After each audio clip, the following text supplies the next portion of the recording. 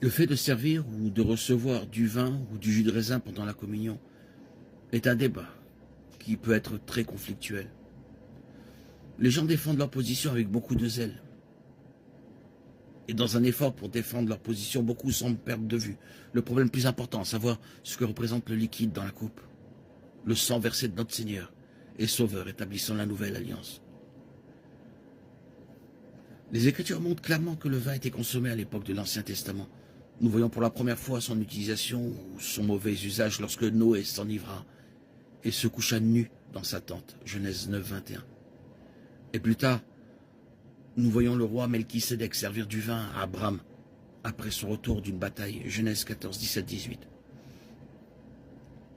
Dans Exode 29, 40, nous voyons Dieu ordonner l'utilisation du vin dans le cadre du système sacrificiel lévitique. Et lorsque David fut fait roi, ces hommes festoyaient pendant 3 jours avec de la nourriture et du vin.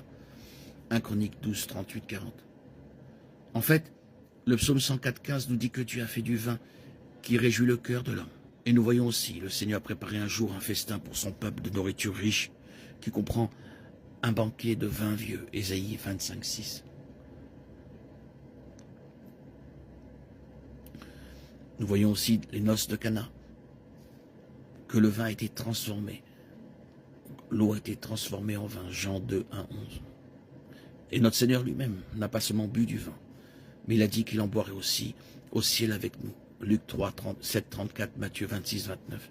De plus, l'apôtre Paul a demandé à Timothée d'utiliser du vin au lieu de seulement de l'eau, afin de soulager son estomac, 1 Timothée 5, 23. Malgré la fréquence avec laquelle nous voyons l'utilisation du vin tout au long de la Bible, il est tout aussi clair que l'ivresse n'est jamais acceptable.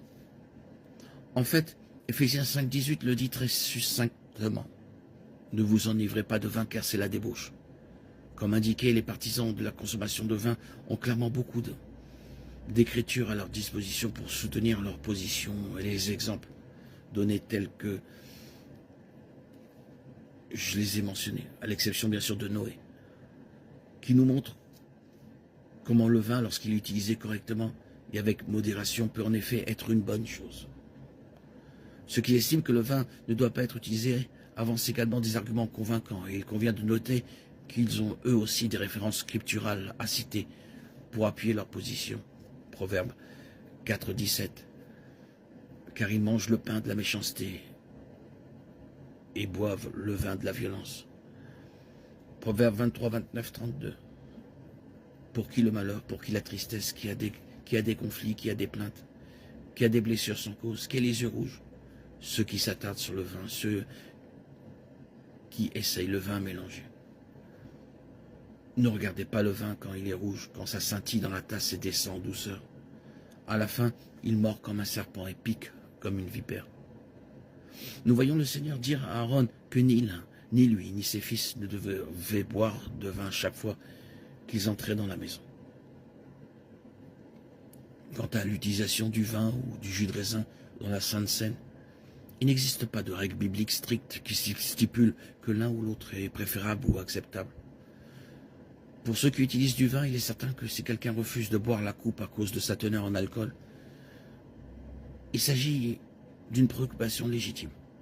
Ou si quelqu'un est distrait d'une manière ou d'une autre en s'approchant de la coupe, il s'agit également d'une préoccupation légitime, car cela peut l'amener à perdre de vue le véritable problème et ainsi à négliger le commandement même du Christ qui nous demande de faire cela en mémoire de lui.